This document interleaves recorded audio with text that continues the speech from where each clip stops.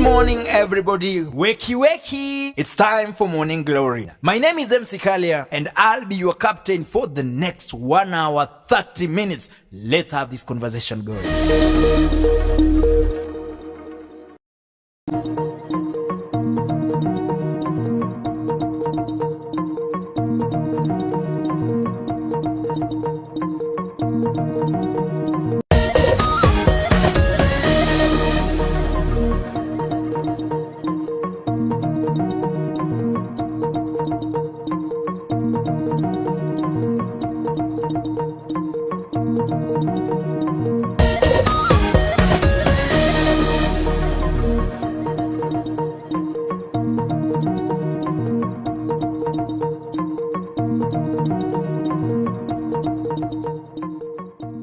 Good morning, everybody. Wakey, wakey. It's time for Morning Glory. My name is MC Kalia, and I'll be your captain for the next 1 hour, 30 minutes. Let's have this conversation going.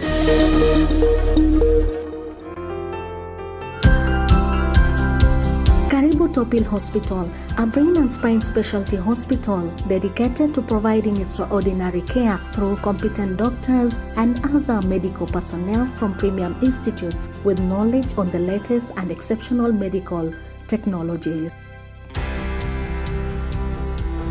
With a capacity of over 70 operational ward beds, over 30 specialists and consulting doctors, Tophill Hospital is a modern level 5 facility equipped with 12 state-of-the-art ICU HDU beds and 2 modern HEPA-filtered theaters with laminar airflow.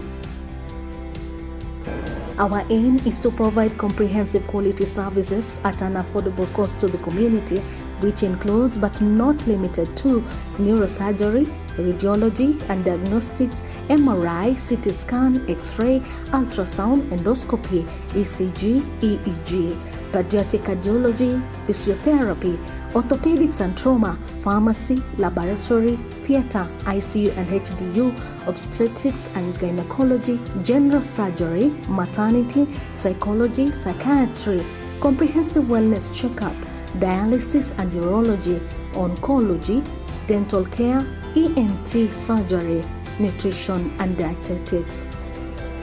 For ease of movement and transfer of patients, the hospital has 2 modern critical care ambulances equipped with ICU facilities and available 24 hours.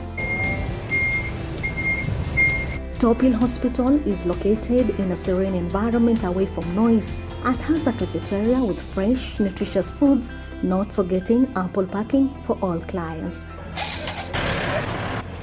Tophill Hospital is NHIF accredited and accepts medical covers from a number of insurance companies.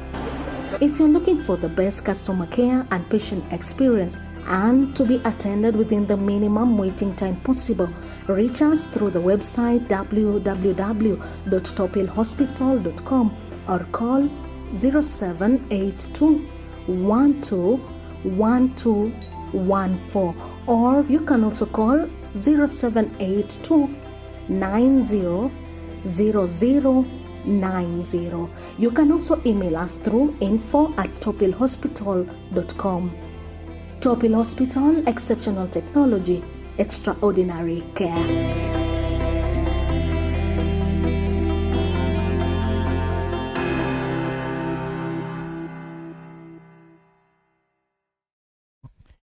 Indeed, it is the 14th day of June 2023. My name is MC Kalia, and this is the Morning Glory Show. And so today, being a Wednesday, then it is the Healthy, Wealthy, Wise Wednesday.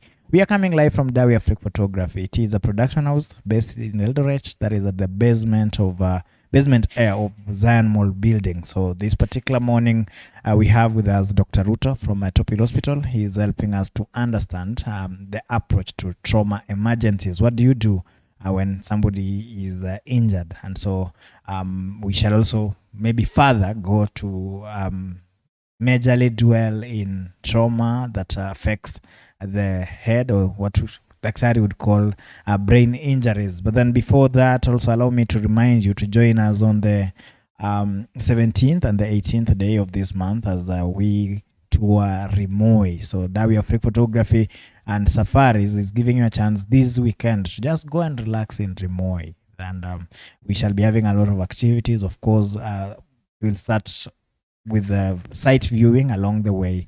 Then we shall have a camping in Rimoi for a night, then come back to Eldoret on Sunday. So if you would want to be with us, or you'd want a chance to just rejuvenate this particular weekend, then reach out to us and we shall tell you how to go about it. Back to today's topic. Daktari, karibu sana. Say hi to our viewers and maybe tell us a little bit about what trauma is.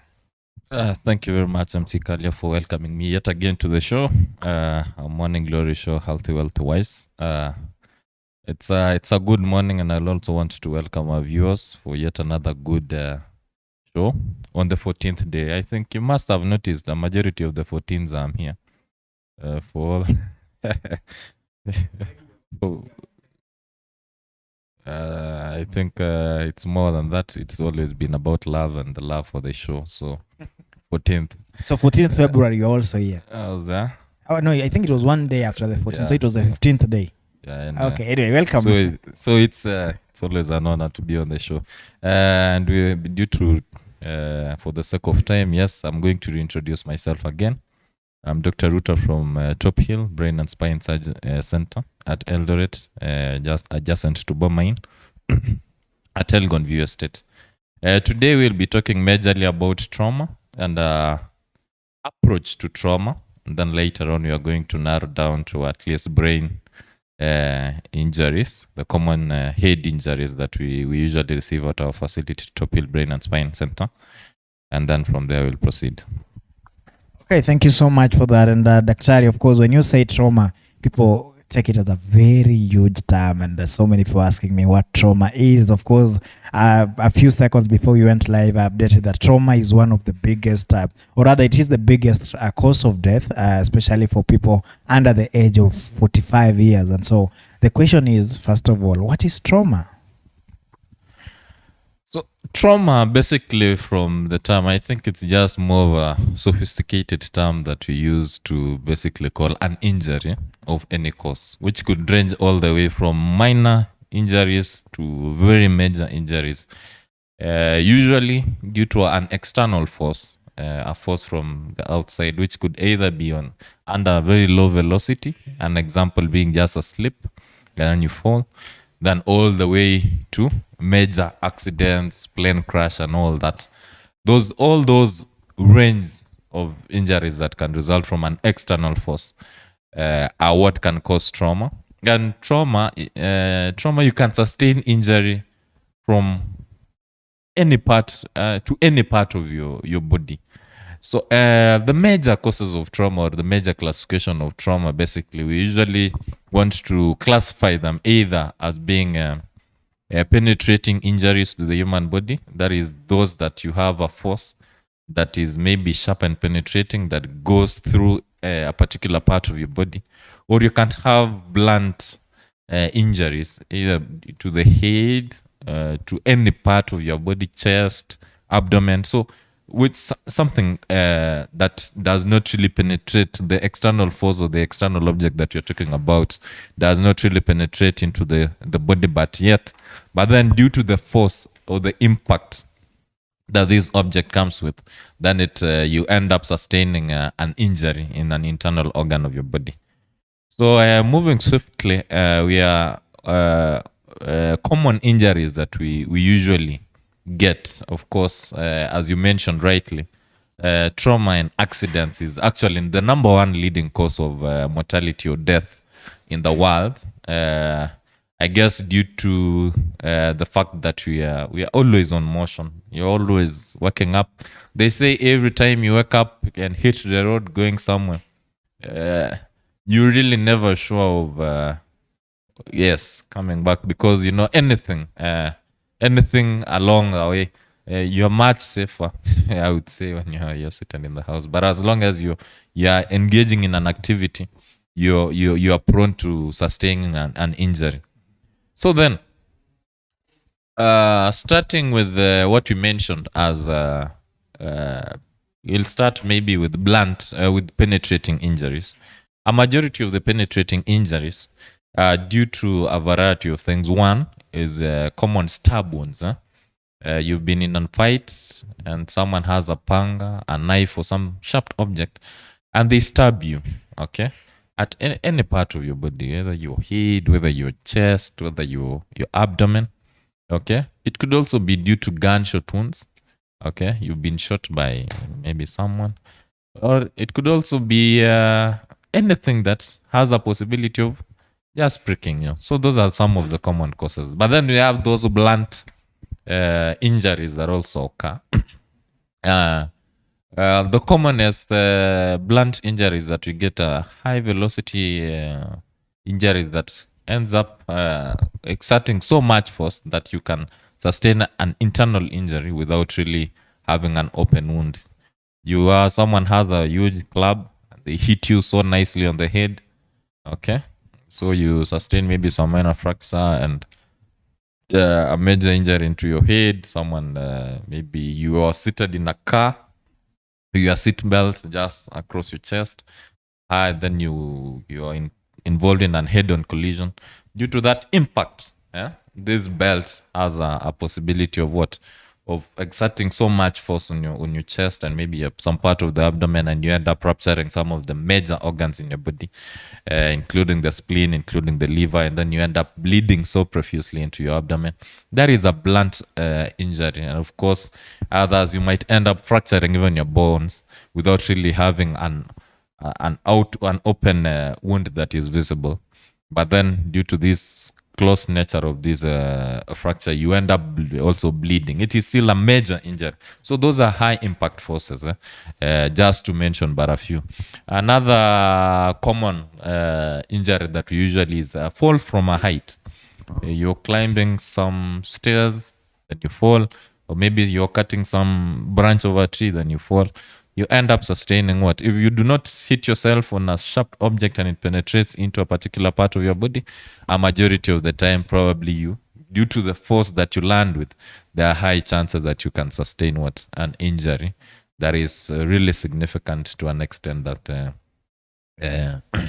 we really need to attend to you so urgently.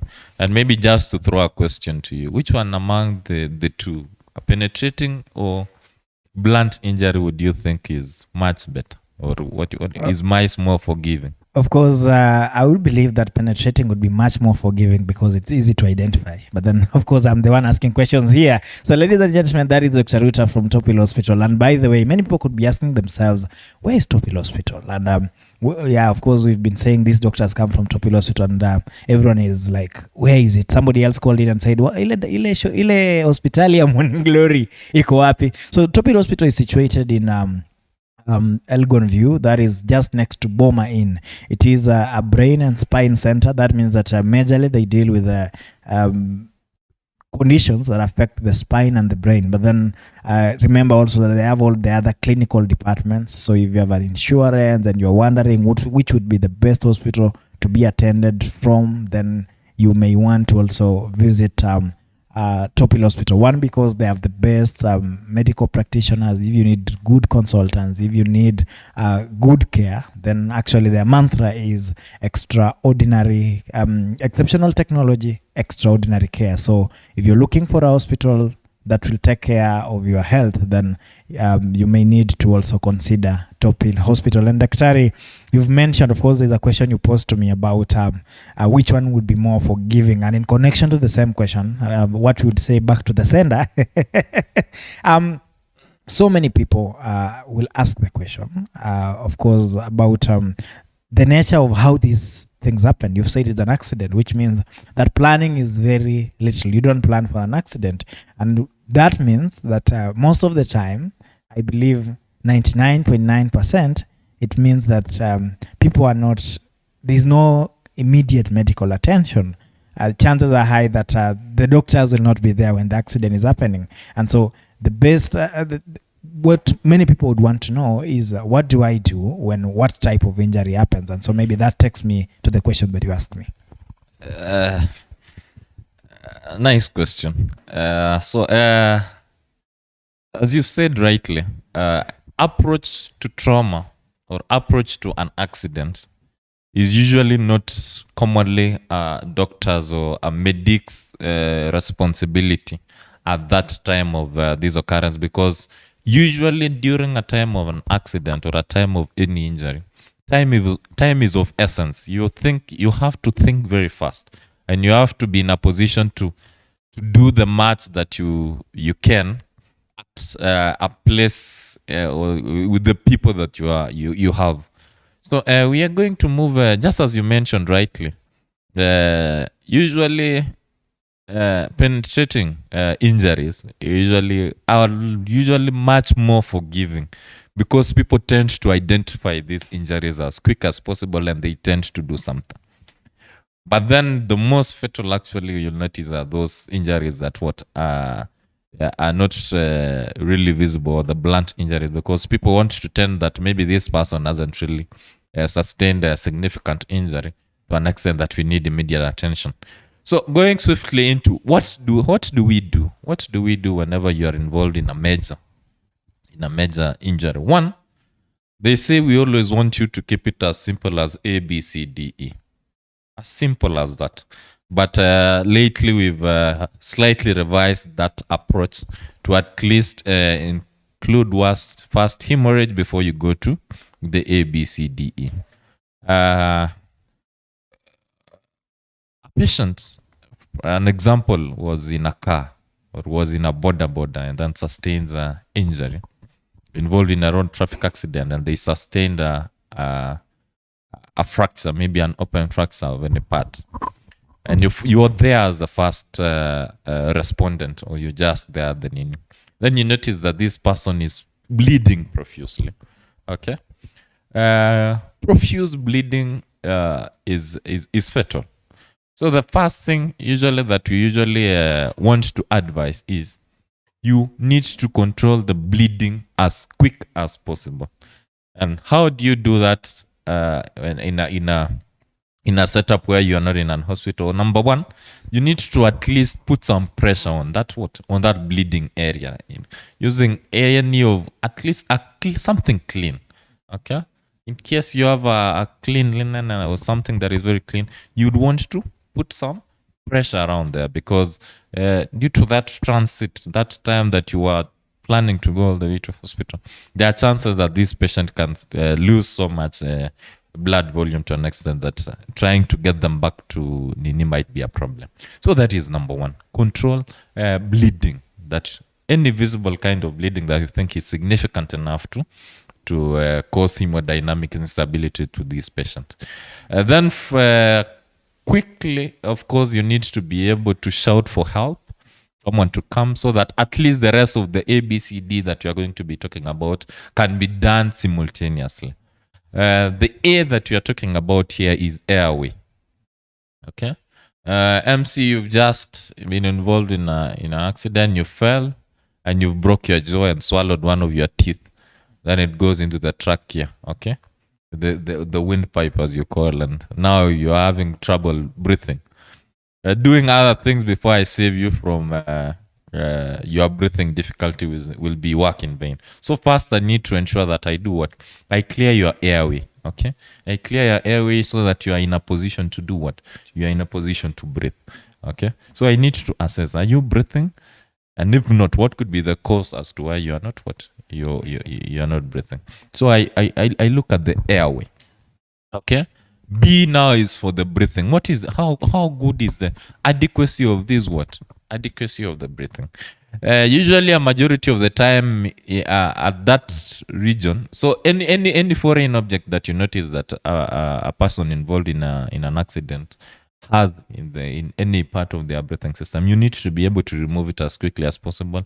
Some of them, actually, you might find that they've rolled their tongue and it's blocking onto their nini.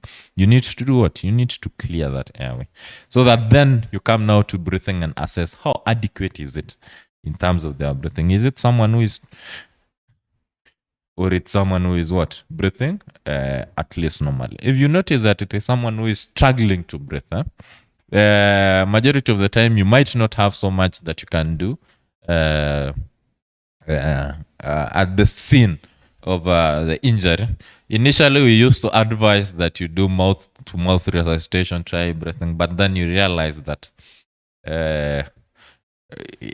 there are more risks that come with that, and your safety first as a person attending to this patient is more priority. So we usually just advise that at least you can get something that you can bag them with to try give them oxygen. That is the way to go before you get to a point where you can get a place you can supplement oxygen.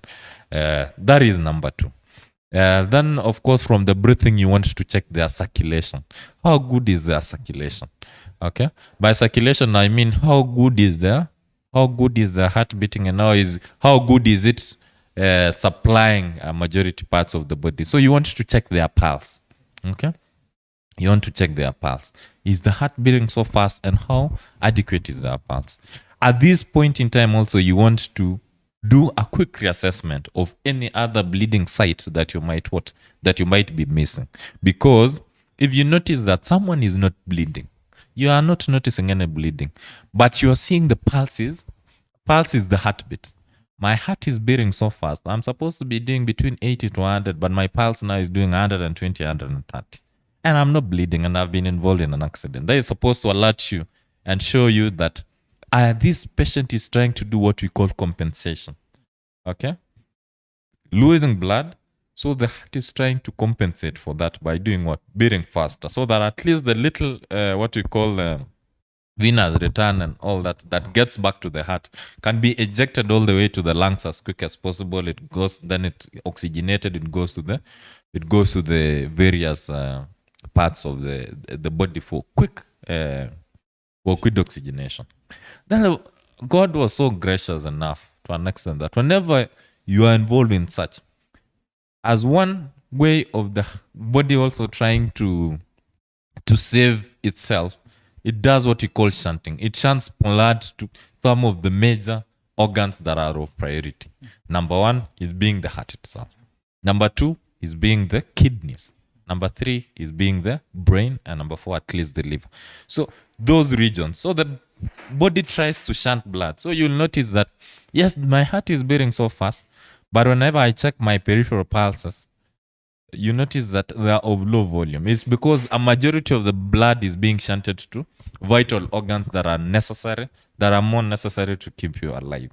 Okay? So you check that circulation. And if circulation is inadequate, according to your check, we say the first instant, and that is why I say that you always need to shout for help, someone who is closer to you. We always advise that once a patient walks into an emergency area and you want to really help them and they've been involved in an accident, number 1 is we fix what you call large bore cannulas. Large bore cannulas are these IV sets that we usually use to give you drugs or fluids. So large bore are the widest of them all. Okay. Usually we give either the green or the gray ones. They have really huge holes. So once we fix them, we are able to run fluids very quickly. Okay? You are able to give you some normal saline quickly so that we can catch up with volume. Or you are trying to catch up with volume so that as even the heart tries to beat, okay, it does not strain. And at the same time, you are giving enough volume so that the circulation is even much better. That is number 1. The reason as to why we are also doing this, we are fixing 2 even more, is because so that in case you're in a position to transfuse blood, by the time you're fixing you need to be even taking samples and taking your sugar levels for you to try and get how good is this, what is this patient's blood group.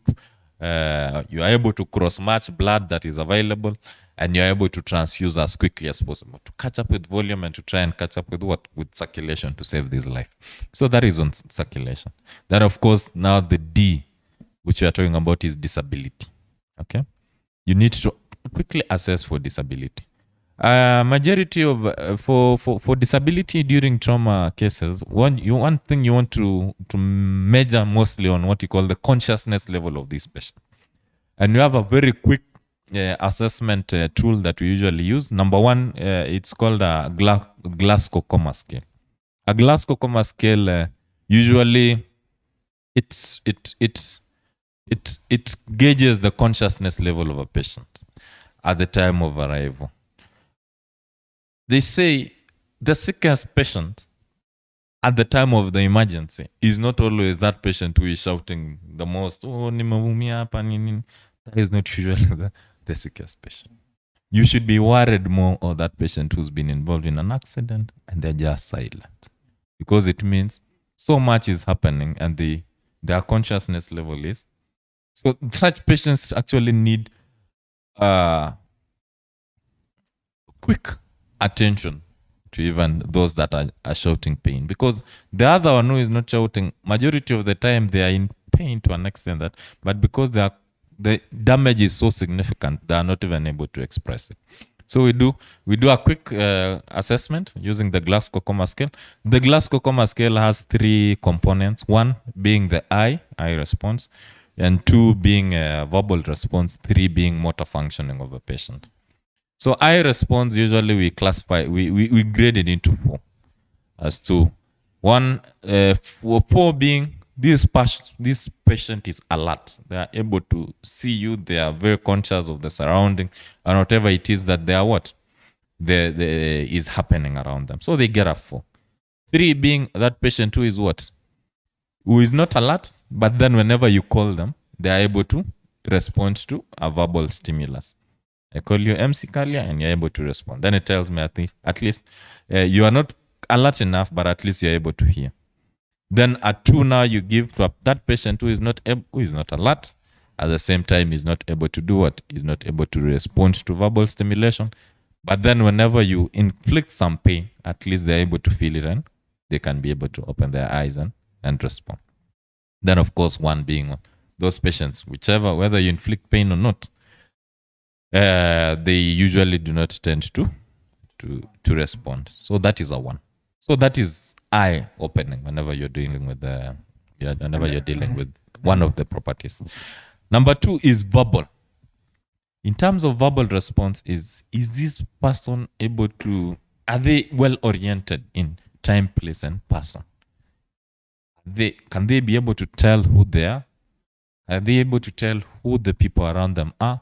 And are they in a position to tell where they are at that particular time? And are they able to tell what exactly is the time and what is exactly?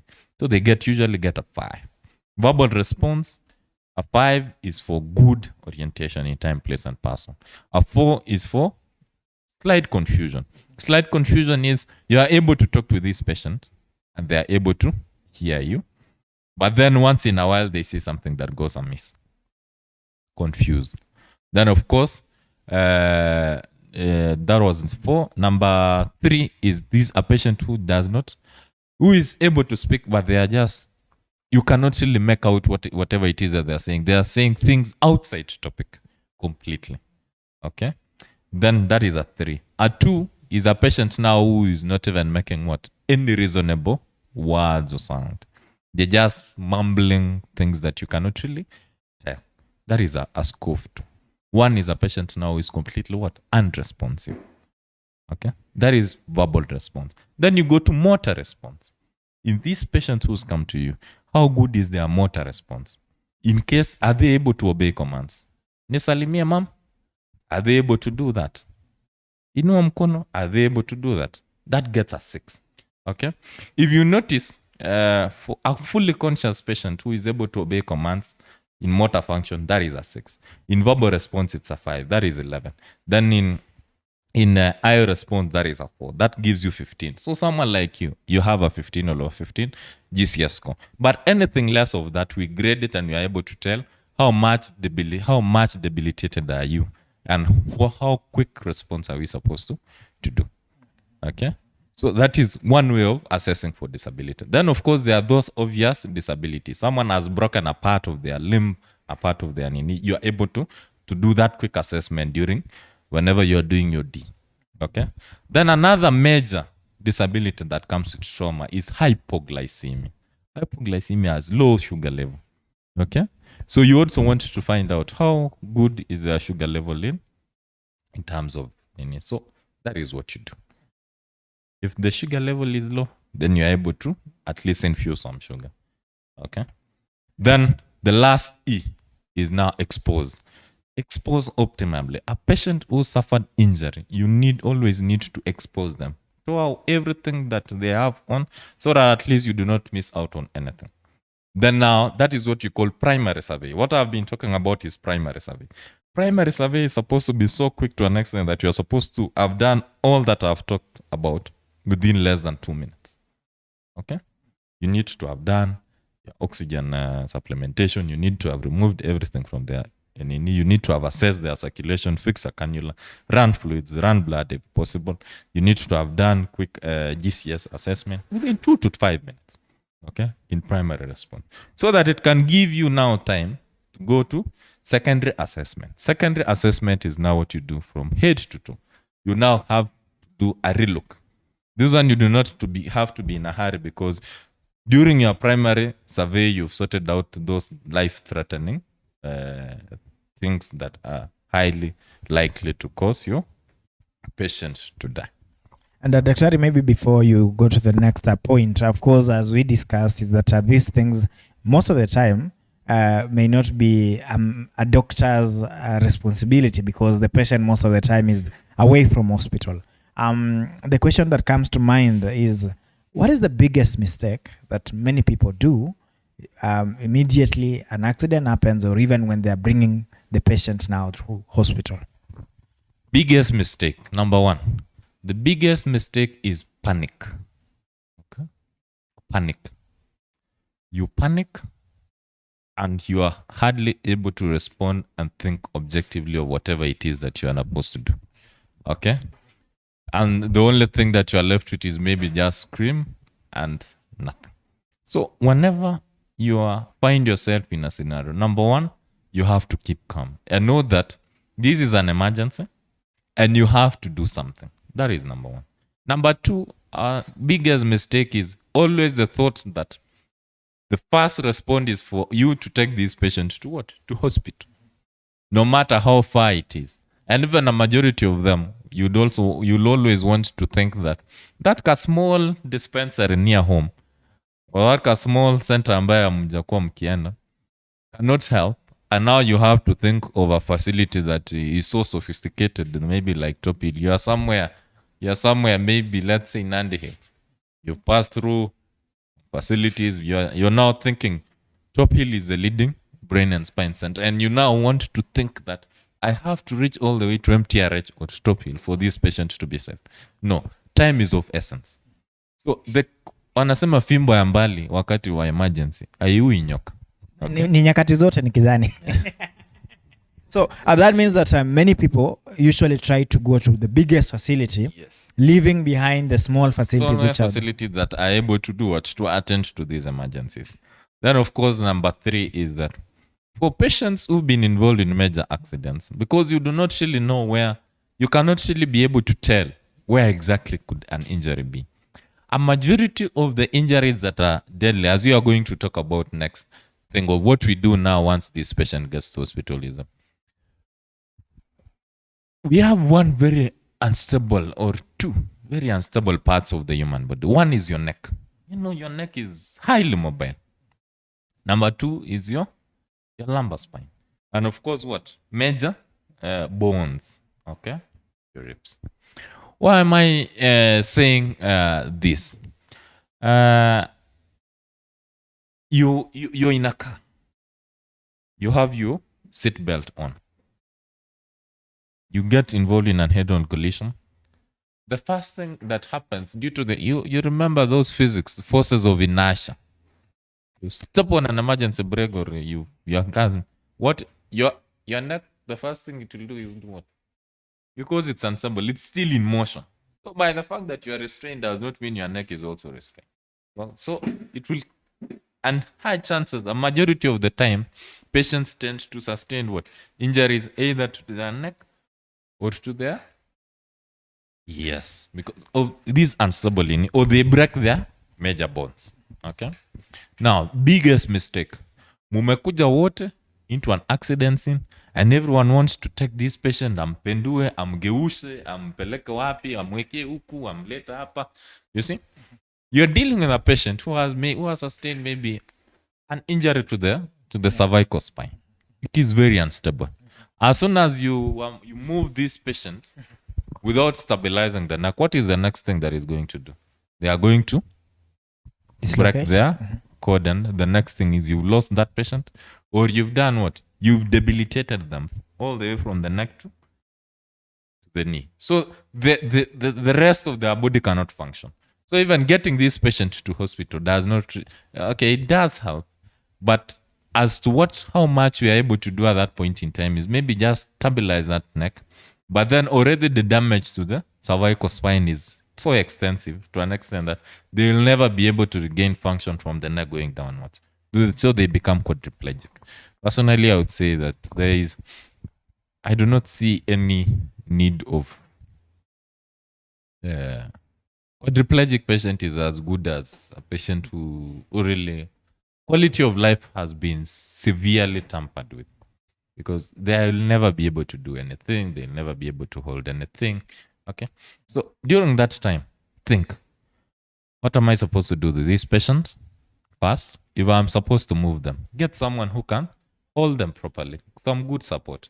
Support those regions of their bodies that you think are more prone to injuries. Support their neck properly, then their limbs and all that, so that even as you move them, you are not causing much more injury than which was sustained. So those are the three major mistakes that people do. And of course, you've talked about the neck quite extensively, and somebody would ask now, how do we support that neck? So at that point of the accident, because the majority of the people do not really have whatever needs to need, but usually the first thing that our patients we do once they get into an emergency department, we fix something called a cervical neck collar. So a cervical neck collar is it's a neck collar that provides support for the neck. So we fix it as we do all those other things that I told you about. So we fix that, and in case they fractured any part of their major bones, we also fix it as we arrest the bleeding, so that we minimize any movement that could result from further movement of this patient. Okay, and also now during, of course, you've said that we go to the nearest hospital and all that, and the next question that comes in is during the beginning of the interview, you told us that there is a patient who is responsive, and then there is that one who is to live. Of course, most of the time in an accident scene, personal vehicles will be used. Most of the time it will not be medics who will be removing people from the vehicles and all that. Maybe you can guide us through what needs to happen in such a case. In the case of movement, maybe a vehicle, a traffic accident. A traffic accident. Yeah. Okay. So one, of course, I've told you those things that you're able to do in terms of that immediate scenario. Of course, the next thing is you need to move this patient to an hospital. Okay.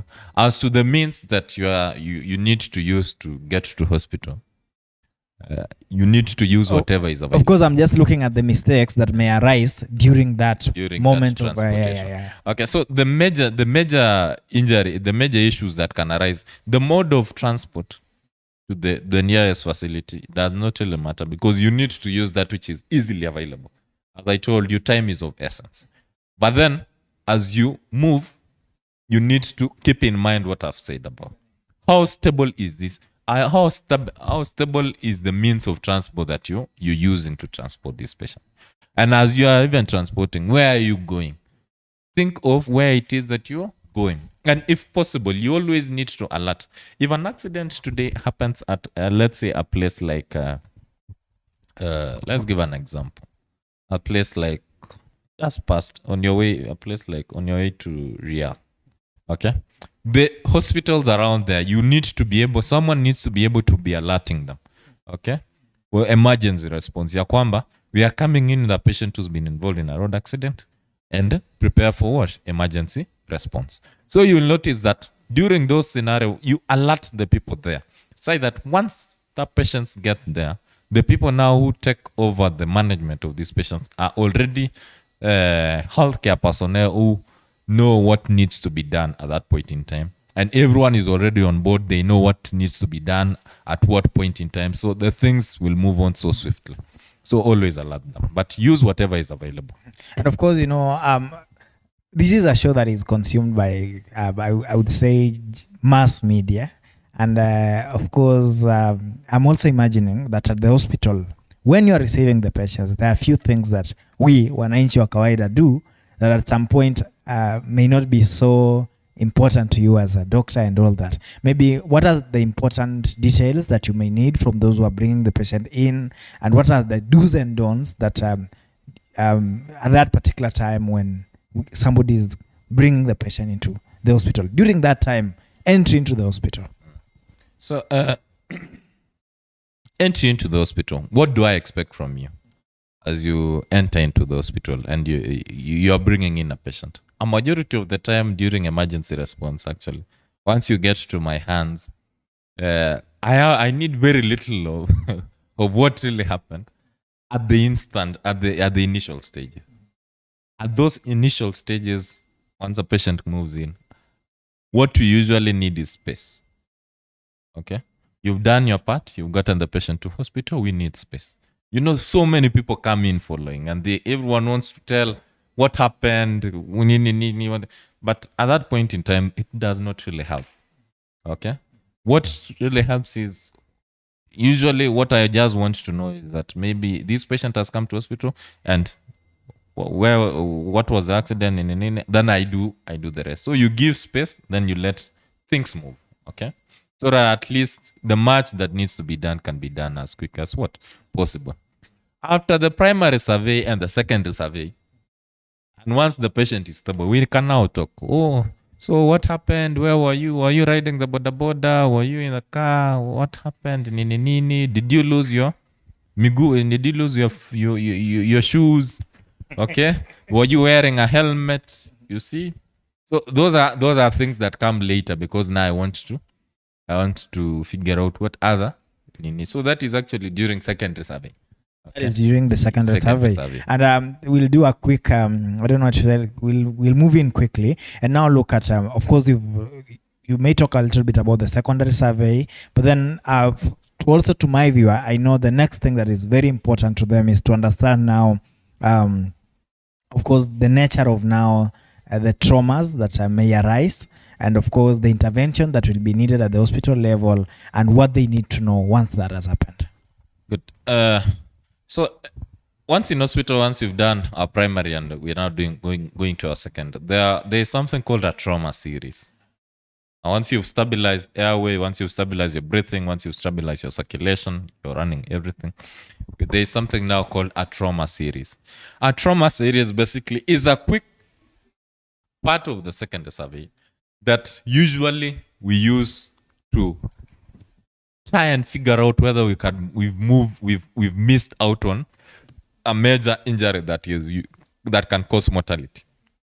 One is usually an head CT scan. You want to do a quick head CT scan to rule out any intracranial bleeding. That is number one, part of the trauma series. Number two, coming down, you want to do what? A neck X-ray. An X-ray of the neck. Usually we want to prefer a lateral view of the neck X-ray. Why are you doing that? It's because you don't want to miss out any cervical fracture. So you do a lateral neck X-ray. And number three, to the chest, you want to do a chest X-ray. So for the brain, a brain bleed, no matter how small it could be, it can easily cause death, especially because of the small nature of the intracranial space. For the neck, I've told you any slightest movement of unstable neck can topple you too, and it's the major high. The chest, fractures, the chest has very vital organs. Fractures of the ribs, either penetrating and can cause injury to the lungs. These injury to the lungs can cause air to leak into your what you call pleural space. It can cause blood to leak into the pleural space. So you can get either a massive massive hemorrhage into your peritoneal, into your pleural cavity. So, or you can get a massive leak of oxygen into your pleural space. Okay, that can cause lung collapse. And if it causes lung collapse, it will be gradual. Okay, it might not happen on the first instant, but gradual, but it will be very sure to kill. Okay, so you want to do that, and there are some. So that is why you do a quick chest X-ray so that you pick that. Then, of course, the fourth thing that you want to do is something called a fast ultrasound, a focused ultrasonography for trauma. Fast ultrasound is a quick ultrasound of the what? Of the abdomen. Why do you want to do that? Any bleeding to the abdomen can carry up to over 5 to 10 liters of your blood. Basically, that it can take away, your abdomen can accommodate literally all of your blood.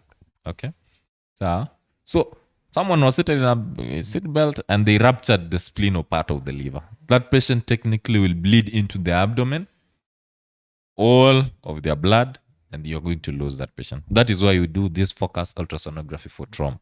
Okay, rule out any bleeding into the abdomen.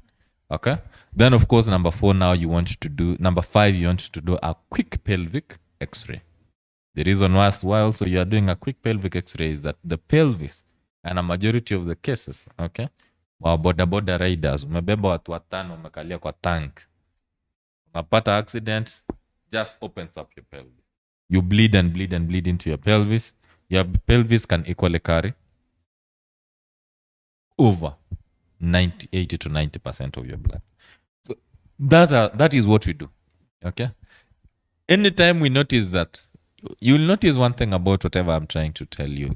These things are supposed to, all what I'm telling you needs to happen within less than 30 minutes. Unafaa within 30 minutes umefanya all that. So that once I'm sure that I have no bleed in my brain, my neck is stable, I have nothing that is compromising on my chest, and my abdomen, there is no bleeding, then I can now think. I can now go back and do a quick GCS again. Then now that can tell me what I need to do. Those are investigations. Of course, each and every of those investigations that I have told you about, you can get what? You can get an anomaly. I can get a huge hematoma or bleed in your brain. Okay? An acute bleed. It could either be epidural. Now we are going now to head. Or maybe I can quickly first talk about maybe the chest and the abdomen so that we can spend more time on the brain. So for chest traumas that you notice that you either have a bleed in your chest, we usually need to fix in a very quick what you call chest tube to drain what? To drain the blood. There are quick assessments that we do. Okay. After the chest X-ray, you want to do what we call palpation, percussion, for you to notice, is it stony dull and all that. Then it can give you a clue that maybe you are dealing with a bleed. You fix a chest tube. So a chest tube is something, there is something called a triangle of safety. Just right here, chin here, your arm. It's a safe triangle. The access, if I put in anything into this part of your knee, into the chest, I'm not worried that I might injure anything. So we fix a chest tube, then I drain that blood so that at least it can give you an opportunity to your lung to expand. So I fix in a quick chest tube. In case I assess and I notice that you've leaked some air into the pleural cavity, what we usually say, we say the second intercostal space, subclavicular. Intercostal space are spaces between the ribs. So we usually count them. The second subclavicular, this is the clavicle, mid-clavicular. Then I take just a large bore cannula, either the green or the pink, and I put it in there. So once I put it in, the air will leak. You can actually feel some coming out. Air will come out. Then you'll also notice that the patient who was struggling to breathe now is breathing better because the lung expansion is now better. Okay? So those are some of the things that you need to do to address any leak into the chest. Of course, there are those stabbing, penetrating chest traumas for which you will notice that you have an external communication of air from the outside going into the lungs. Okay? At such instances, a majority, I'm sorry to say this, but a majority of the people maybe who do not understand approach, you'll notice the first thing, because there is simply something that has nini, you go remove whatever is there, Maybe that is one of the biggest mistakes that people also do at the scene during maybe while should I say transporting the patient to the hospital. Yeah. So you want to remove whatever is there, then you want to stitch. Stitches you want to unataka kuifunga. Usually for me, I would say if you notice that I've stabbed someone and you have leave it because you do not know what it has injured, and it could be actually the only thing that is holding this person's life. The fact that so just leave it. Will come and handle it. Okay, just ensure that it's stable. It's not causing more damage, because at times you remove and it has just gone into the lungs or into the vessel, and then you immediately once you remove it, I bleed. That is the first mistake. Another mistake is, of course, once you get to a peripheral facility and maybe someone is not good enough at handling emergencies, a penetrating injury into the chest, then you want to close that opening using stitches. You occlude it completely. Now, that penetrating object went straight into the lungs and punctured the lungs. Remember, you are breathing in and air is going into the lungs. Okay? Now, the part that you punctured, there is going to be an air leak into the external part of the lung. Okay? So it is what is it going to? It is going to cause some accumulation of air at the pleural space. So air is leaking into the pleural space and it's not coming out. It's going to accumulate air in the pleural space and the lungs will collapse. Okay? So you'll not need to close it. What we usually do is something called a 3-flap dressing. So I take a gauze, then I obliterate this opening just at 3 levels. Then I leave one region I create something like a valve. Okay? Say that once you breathe in, there is an air leak through the part of the lung that punctured. This air will get an opportunity that whatever leaks into the pleural space will get an opportunity to do what? To leak outside. But then once I am breathing out, the flap now will be closing the opening.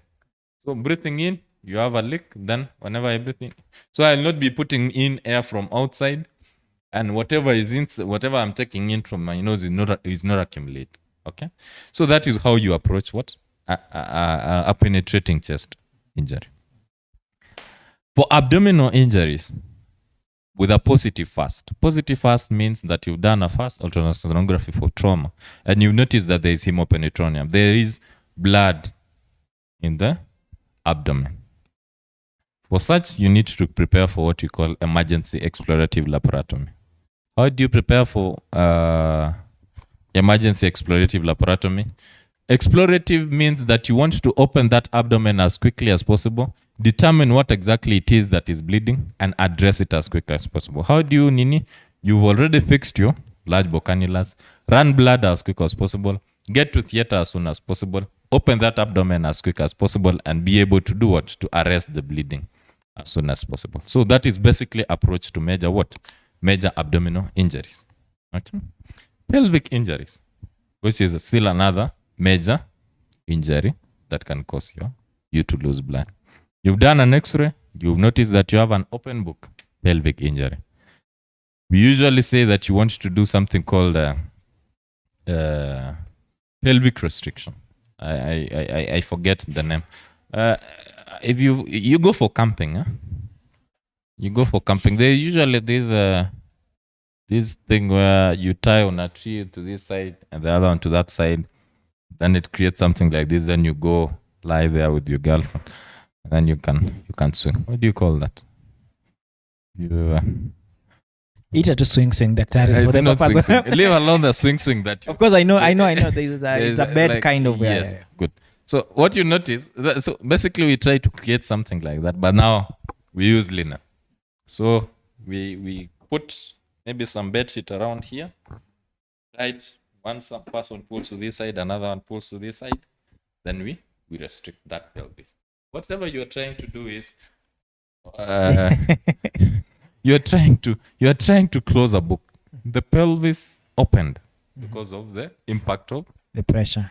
So you want to close it so that you can limit space into which these this bleeding can occur too. So it's like you're putting more of external pressure for you to limit space for which. So that is what you do for pelvic injuries. Of course, as you wait to do further management. Okay. So those are things that you can actually do. Okay. So going swiftly back then to our major topic for the day. That is now the brain injuries that may arise during during accidents. And of course, ladies and gentlemen, this particular morning, the 14th day of June 2023, my name is MC Kalia. We are with Dr. Kevin Ruto on the Morning Glory Show.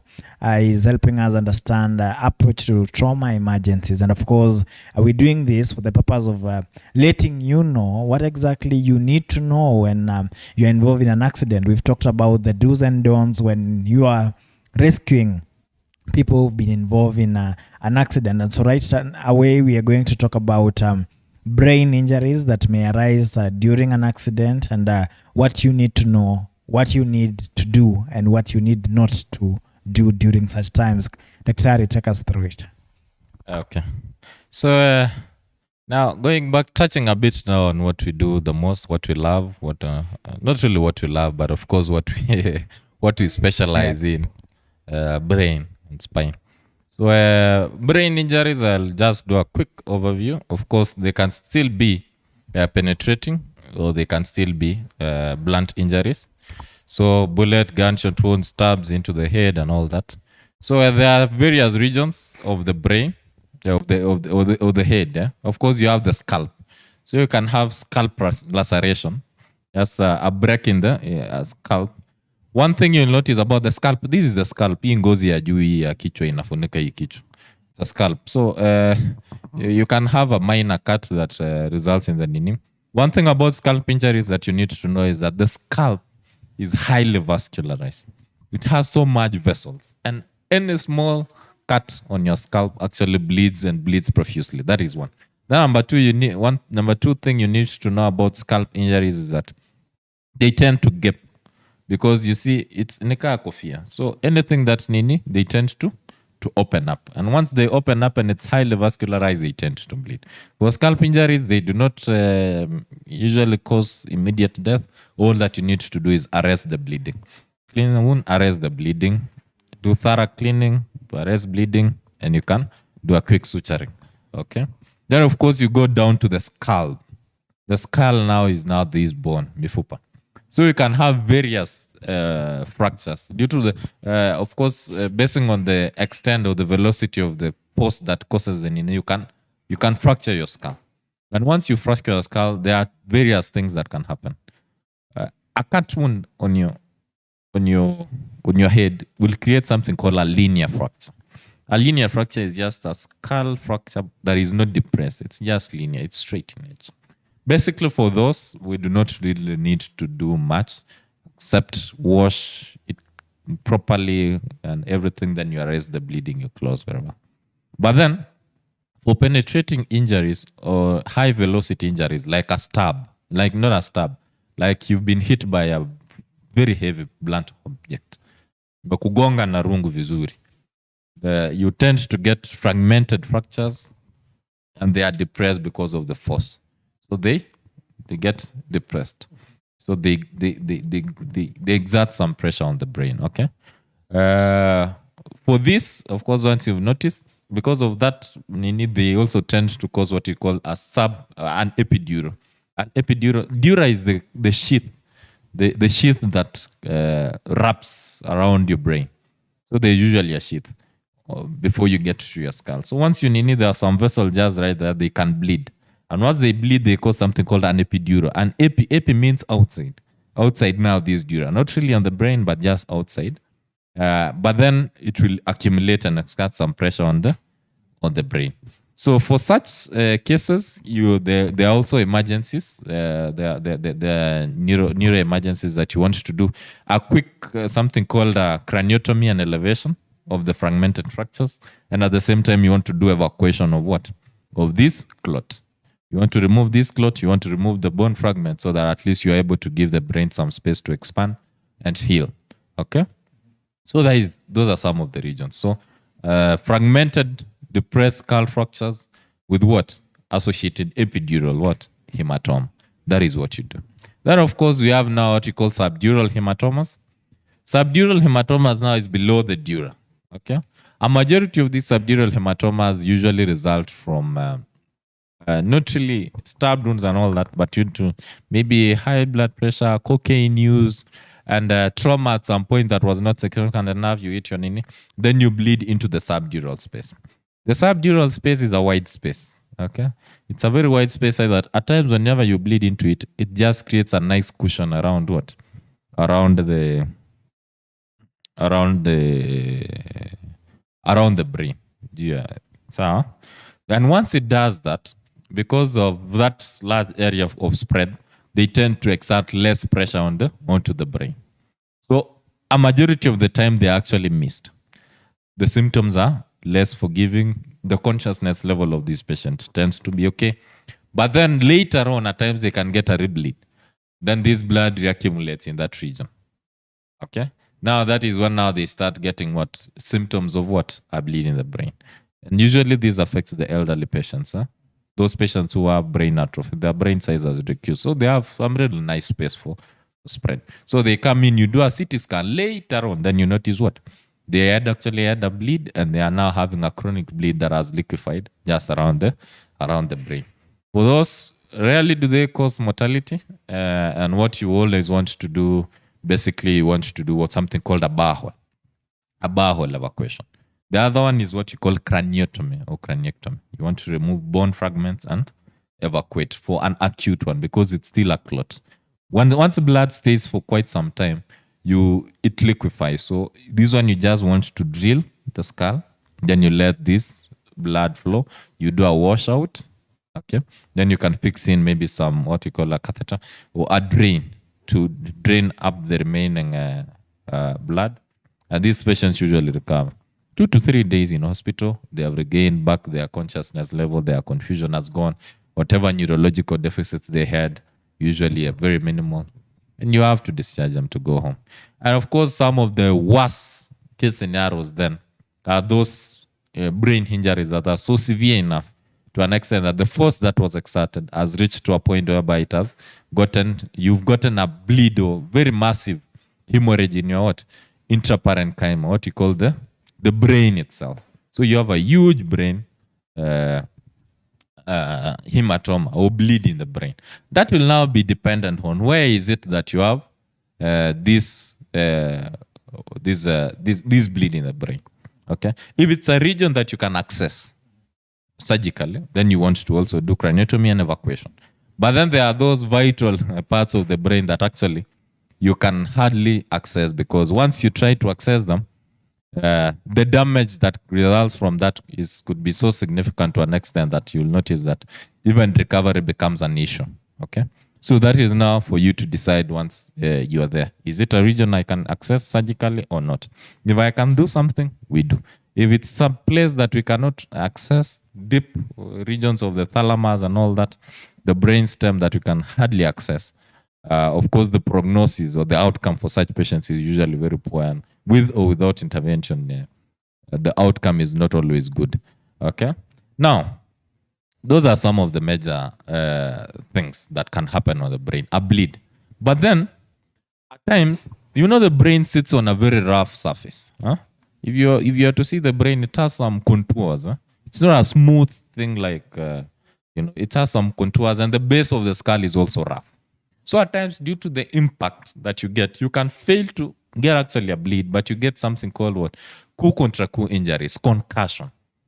Micro bleeds, small bleeds due to the small vessels in the brain. Due to that impact, so the brain shakes. Once the brain shakes, it traps itself on this rough surface. And what do you get?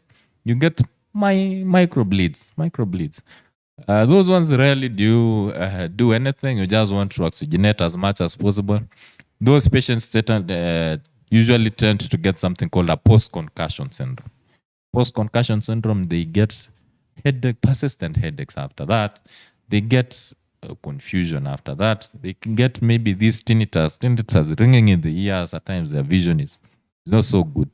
But then over time, the post-concussion syndrome, you manage them symptomatically. Okay, you do not need and to do any surgical intervention. You manage the symptoms. If it's headaches, manage the medicine. Then you give time for healing to occur. It takes long, but at least the prognosis is much better as compared to others. And maybe Daktari also, as we continue, of course, most of what will happen in your room and all that. I know someone is asking me something about now. Once you've done all that, maybe what are some of the things that we need to be aware of? Because immediately you're done with the patients, you say 2 or 3 days for some.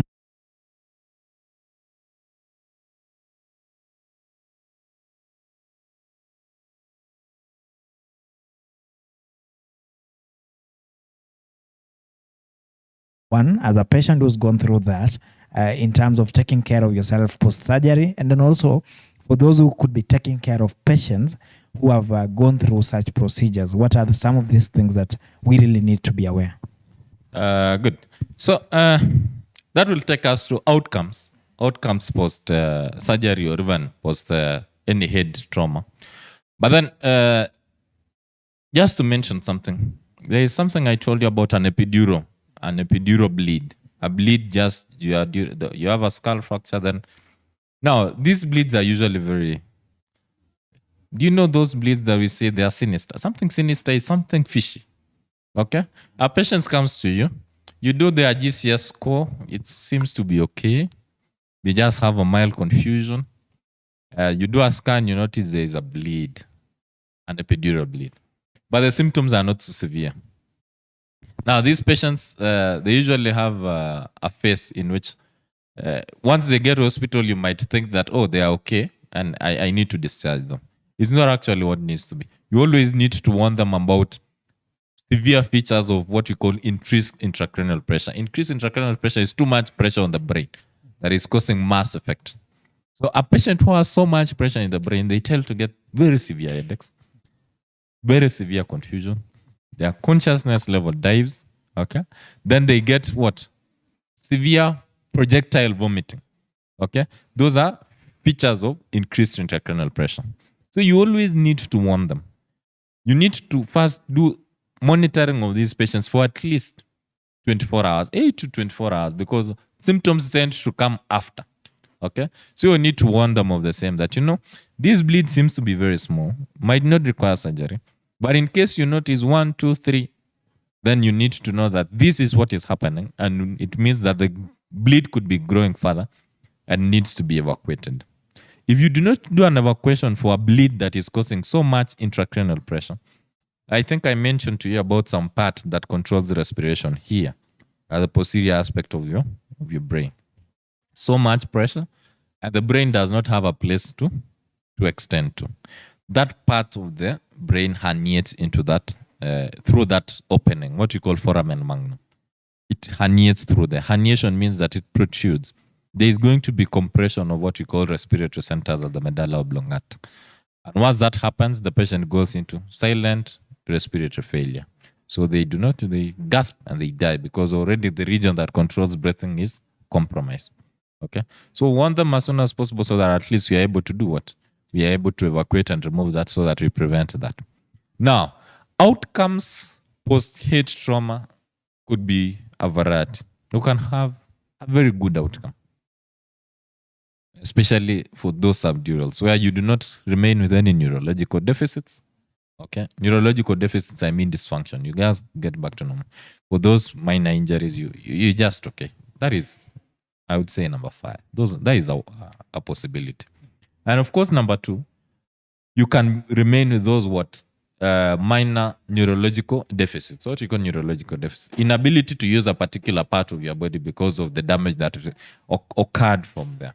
So a majority of the cases, we always want to tell these patients, we cannot regenerate a particular part of the brain that does a particular function.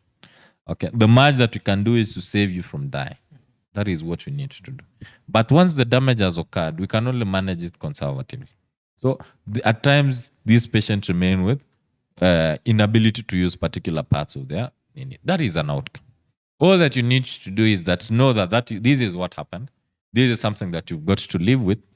But then we can improve function through physiotherapy, neurorehabilitation for you to be able to at least function with the remaining function that we have. And of course, another outcome could be what? Major disabilities. You are now bedridden for life because of the extent. So you can hardly do anything. We have to walk you in, Then, of course, another possibility is some patients go into a vegetative state. A vegetative state is, I would say that a lot has been done, yes, but of course your body now, the damage is so extreme that you never get to really do anything. So a vegetative state, you're like brain dead or something, and you're just there. You never get. So for such patients, unfortunately, those are severe cases, you can't do anything. And of course, death. Being an emergency, you walking into an hospital alive and us being able to go take you into theater is not a guarantee that at least you are going to come out of that theater alive. So death is a possibility. So, but any emergency, of course, basing on the fact that something has to be done, okay? It is always just for us to tell you, for us to let you know that this is a possibility and you need to understand. Other residual effects that come from major brain injuries are convulsions, persistent convulsive disorders. Because of that part of the injury that was injured, they tend to get chronic convulsions. Surgery cannot solve that. Okay, so we need to put you on medications, probably for life, and you need to understand why you are putting you on the same, so that at least you're able to adhere and accept. You're able to accept the fact that I had this injury and I need to be using these medications to avoid these recurrent convulsions. Okay, of course, among other outcomes of major brain injuries. Okay, and after giving the outcomes, of course, I believe that there's some post-surgery care that happens at home. Maybe how do you approach this? What are some of the mistakes that have happened and have brought maybe the patient back to hospital? How do we take care of such patients? Of course, some of the outcomes you've said means that there could be maybe disability here and there for patients and caretakers at home. What are some of the things that we really need to be aware? So post-surgical care for patients who've undergone major brain trauma. One, you need to understand what these patients have gone through, so that once you understand, you're able to manage a few things that come with it. I've told you, you are able to do something. For example, MC Kalia. Maybe you're the biggest breadwinner kwa nyumba na wewe ndio you deal with so much of this electronic and all that, but then you suffer an head injury and you can barely remember anything related to media and all that. With time you get into depression, then people get to see you as useless. Okay, so stigmatization that is associated with it is a no. Okay, understand, so that at least you are able to help. You can take over. Someone else who is able to do it can take over responsibility, and of course, take these patients through counseling. Counseling, let them know that it is never your intention. It's never anyone's plan for you to get involved in a major accident. No, okay. So it was never your fault that you found yourself there. It happened. You do not have to beat yourself around it. You're still alive. There are a few things that you're able to do. You're still able to stay with your children. If you do, you're still able to stay with them. So you need to be taken through counseling, so that you are able to understand what happened. Then, of course, there are those patients who could have suffered from a minor injury, but then they lost a very close friend. Okay, I was in a car. We were involved in an accident. You are one of my you get what you call post-traumatic stress disorder. They tend to re-experience the same. Anytime they pass by the region, anytime they get into a car, anytime they get a post-traumatic stress, they even get nightmares. And at times, some of them even blame themselves. Maybe I could have done this and this. So it is always good for these patients to always be on follow-up with someone probably a psychiatrist who will take them through this thing, let them know that it was never their fault. And of course, they can be started on some medication to try and help. Okay. So that at least they do not go into major depression. Because major depression also comes with its own side effects that can cause death. Okay. Among other things that people do that need to do about care of patients, there is quite a lot. Basically, I would just say a good support system. A good support system, both at home, both from friends, family, relatives, school, and hospital, good regular checkups. Those are some of the things that help in these patients recover. Thank you so much for that, Dr. And as we come to the end of this particular show, of course, I'll give Dr. a chance to give his closing remarks. But then to remind you, we've been coming live from Dawi Afrique Photography.